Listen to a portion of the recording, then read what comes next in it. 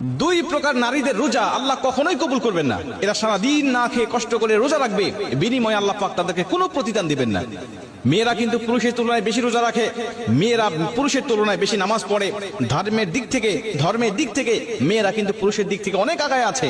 কিন্তু শুধুমাত্র সঠিক তরিকাটা না জানার কারণে, সামান্য ছোট্ট ছোট্ট ভুল হওয়ার কারণে তাদের সব আমলগুলো বরবাদ হয়ে যাচ্ছে। এজন্য নবী বুখারীর বর্ণনায় বলছেন, উরিতুন নারা ফাইদা আকতারু আহলিহা নিসাউ ইয়াকফুর, আমি অধিকাংশ নারীদের স্থান দেখেছি জাহান্নামে, অধিকাংশ নারীরা জাহান্নামে চলে গেছে।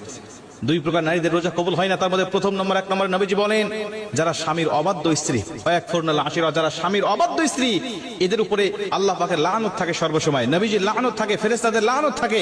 এরা যত ইবাদত করুক আল্লাহ কোনো ইবাদত তাদের কবুল করেন না।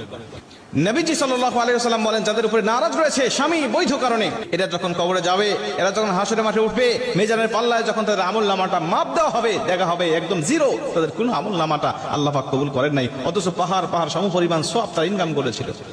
স্বামীর অবাধ্য হওয়ার কারণে নবীজি সাল্লাল্লাহু আলাইহি ওয়াসাল্লাম বলেন, কোন স্বামী যদি স্ত্রীকে একান্তভাবে পেতে চায়, কিন্তু স্ত্রী যদি তার স্বামীর ডাকে সাড়া না দেয়, আল্লাহ পাক সারা রাত ফেরেশতারা তার উপরে লানত করতে থাকে, আল্লাহ পাক লানত করতে থাকে। এজন্য স্বামীর কথা শুনতে হবে। নবীজি বলছে স্বামীর গুরুত্ব কত বেশি যদি কোনো মেয়ে জানতো, আর আমি নবীজি যদি আল্লাহর পরে কাউকে সেজদা দেওয়া জায়েজ হতো, বলে দিতাম প্রতিটা স্ত্রীকে তার স্বামীকে যেন সেজদা দেয়।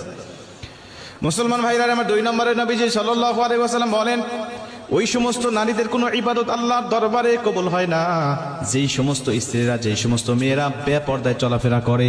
আজকে রমজান মাস, দেখবেন মার্কেটে চলে যাবেন, রাস্তাঘাটে বিভিন্ন জায়গায়, শপিং মলে দেখতে পাবেন অধিকাংশ জায়গায় বেপর্দা নারীর সরাসরি। বেপর্দা নারী নিজে গুনাহ করে, তার দিকে যে পুরুষ তারায় তাকায় তারও অগণিত গুনাহ উঠতে থাকে। এই জন্য বেগানা নারী শুধুমাত্র নিজে গুনাহ অর্জন করে তা নয়, অন্য পুরুষদেরকে গুনাহ অর্জন করায় সহযোগিতা করে। অন্য পুরুষ গুনাহ করে যত গুনাহ ইনকাম করতে থাকে, ওর একটি পার্সেন্টেজ আল্লাহ পাক ওই মহিলার আমল নামায় দান করতে থাকে।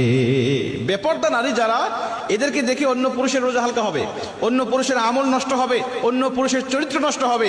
আর ও বেপর্দায় চলার কারণে আল্লাহ পাক তার আমল নামাটাকেও ঘাটতি করে দিবেন, তাকেও গুনাহ দিবেন, আল্লাহ পাক তার স্থানটাকেও জাহান্নামে করে দিবেন। এরা অনেক সওয়াব ইনকাম করেছে, অনেক নফল নামাজ পড়েছে, অনেক ফরজ রোজার পাশাপাশি নফল রোজাও রেখেছে, কিন্তু বিনিময়ে তাদের আমল নামাটা জিরো হয়ে থাকবে। কেন?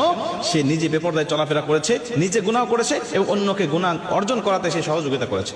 এজন্য আমি আপনাদেরকে অনুরোধ করব, যারা মহিলারা আমার আলোচনা শুনছেন, আপনারা অবশ্যই এই দুইটা বদ অভ্যাস যদি আপনার মধ্যে থেকে থাকে, আপনি বদ অভ্যাসগুলো পরিত্যাগ করেন। আশা করা যায় সারাদিন আপনি না খেয়ে কষ্ট করে রোজা রাখতেছেন, এই রোজাটা আল্লাহ পাক অবশ্যই আপনার কবুল করবেন।